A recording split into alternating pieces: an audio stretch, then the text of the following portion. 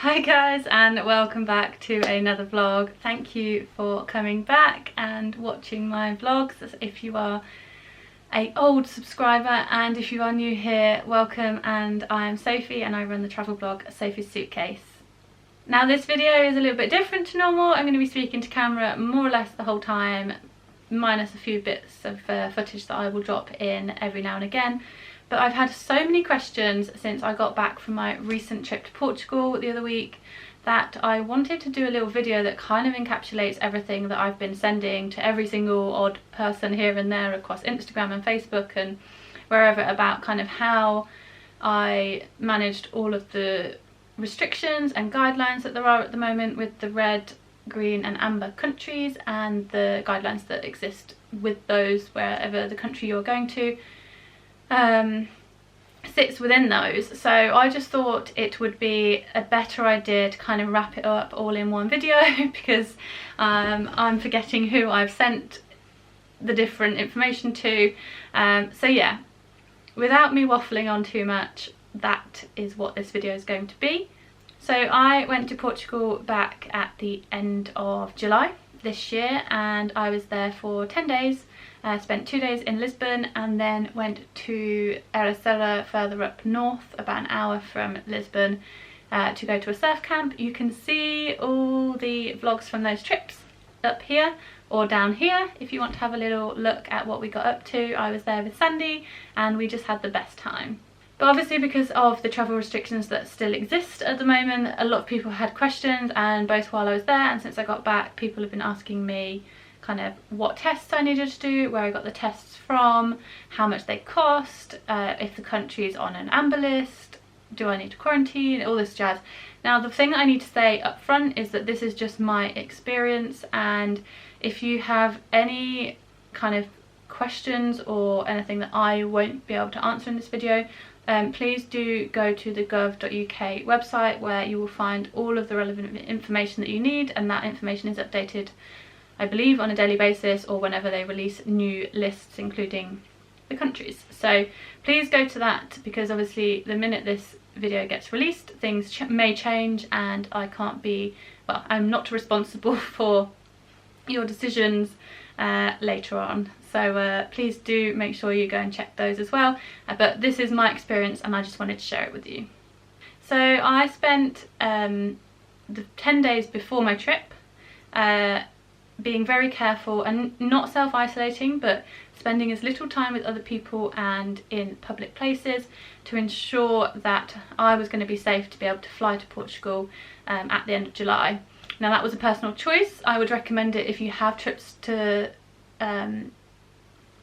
countries booked, because you just don't know anymore if you can catch COVID from the supermarket or the gym, and for me I was not taking that risk, so I kind of had a self-inflicted isolation in the 7 to 10 days running up to that trip.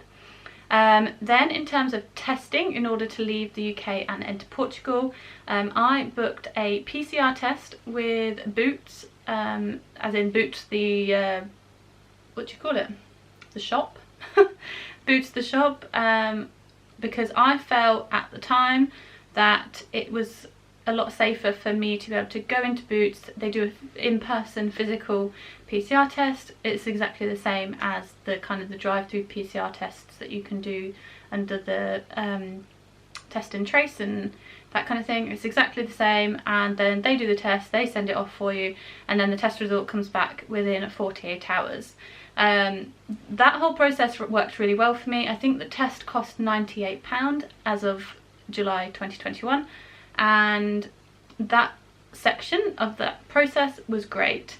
The issue I then had was that they said it was within 48 hours and my test came back after like 42 hours, which was also about 6 hours before I flew.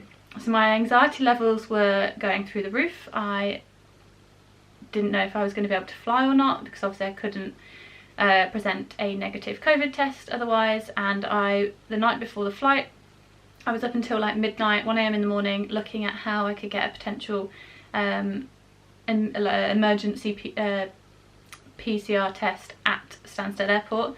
But then luckily my result came through at about 1 AM in the morning, and obviously very relieved. I went to sleep and then woke up the next morning and had my negative test result ready to fly.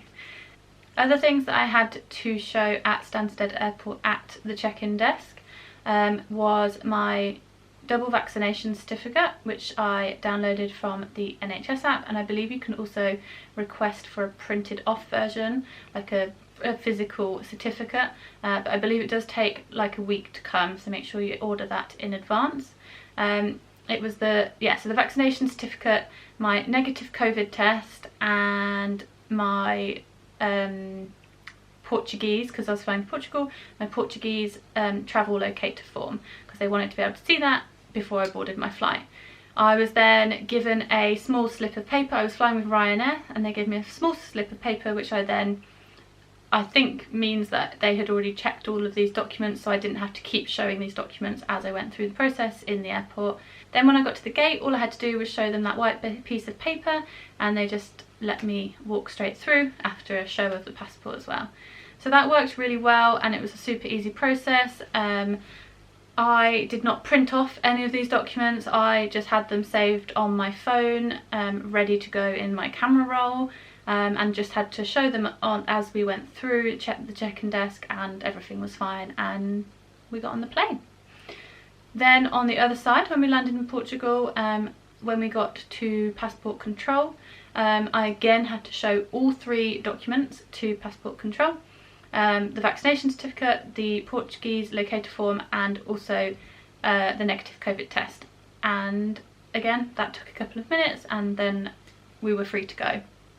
Now, the most complicated bit I found was the concept that you have to get a test while you're in the country that you're in before you fly back to the UK. So once we arrived in Portugal, obviously didn't have to think about anything for at least a week, and then 48 hours before, you are recommended to get a test through a supplier, which you can order before you leave to go to the country that you're in. You take the test with you, and then you have to do over like a Skype call, a Zoom call with the relevant supplier, and you do the test, you show the results, and then they send you through the results of your test as in like a more formal certificate type thing that you can then present. Now, me and Sandy had this booked, but for whatever reason we missed our slot, which meant that instead we went to Lisbon Airport an hour before our flight, and yes, the stress was like up here, but yeah, we went to the COVID testing facility at Lisbon Airport, which I think is in the arrivals terminal, which is really bizarre.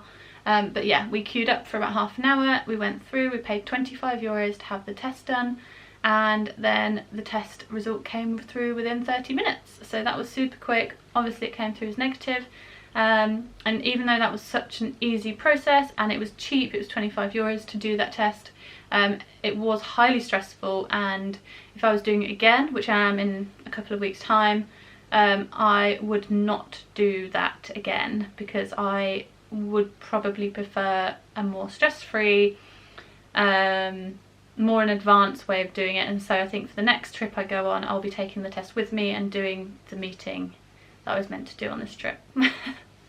Now then, as I say, your COVID test comes through, your result comes through within about 30 minutes. So it came through, we headed to our check-in desk, and again, in the same sense of what we did on the way out there, we had to present our vaccination certificate, our negative COVID test, and our UK passengers locator form, which we had filled out online the day before. And again, they gave us a little slip of paper, and we didn't have to present those 3 documents again.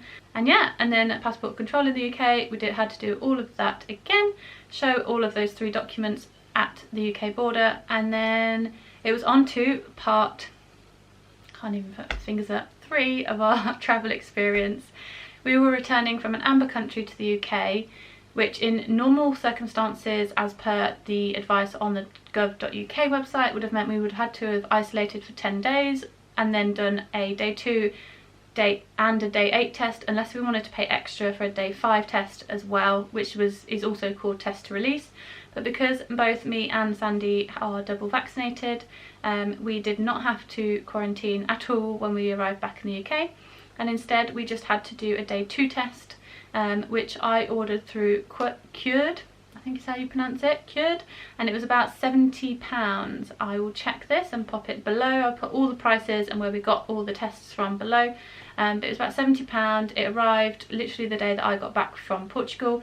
I did the test, I followed the instructions, I had to verify my kit on their website, and then I popped it in a post box outside my local post office, and the results came back within about 24 hours.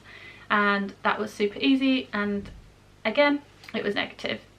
So yeah, that is my personal experience of travelling this summer with all the restrictions that are currently happening. I obviously travelled to Portugal, so please do check the rules for other countries if that's what you're doing. But as it stands currently, obviously every country has its own rules in terms of passengers from the UK coming into their country, so I can't really comment on that. Most ask you to do a PCR test before leaving, which is pretty normal I think at the moment. And then in terms of coming back into the UK, the pretty standard thing at the moment for both green and amber countries is doing a lateral flow before you leave the country that you are in, and then you have to do a day 2 test if you are coming back in from a green country, or if you are coming from an amber country you can, and you are double vaccinated, you can also just do a day 2 test. If you are coming back in from an amber country and are not double vaccinated, you have to do a day 2 and a day 8 test. And as I say, I will pop all the information below on the tests that we did, and also pop in some other recommendations. As I say, I did my test on the way out with Boots. I then did my test in Lisbon in Portugal at the airport. I then did my test, my PCR on day 2 with Cured. But there are so many other companies out there, and I do believe there's also some really great discount codes out there depending on which airline you're flying with. You can also book them when you book your flights. I think there's one called Randox, which is really good, which I've heard some really good things about, and that's the company I'm going to have a look at for my trip to Cyprus in a couple of weeks. So this is my experience. I hope this video is useful. It's a little bit rambly, so hopefully it all comes across, and if you have any questions please pop them in the comments box below and I will reply to you as quickly as possible. Please hit the thumbs up button if you love this video. It means a lot to me and it helps me grow this channel, and please hit subscribe as well if you are new here. And stay tuned for another video next week. It's all about my favourite travel memories and what they mean to me and why. I upload a video every Friday, so stay tuned and I will see you very soon.